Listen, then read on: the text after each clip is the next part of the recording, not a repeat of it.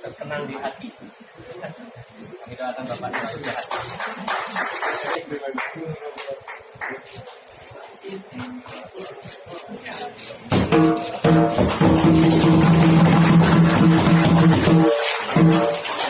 Rapat kerja ini juga kita harapkan dapat memunculkan ide-ide dan program pengembangan profesi keperawatan dan peningkatan mutu pelayanan kepada masyarakat. Kami ucapkan selamat melaksanakan rapat kerja wilayah BPNI Provinsi Aceh. Semoga berjalan sukses.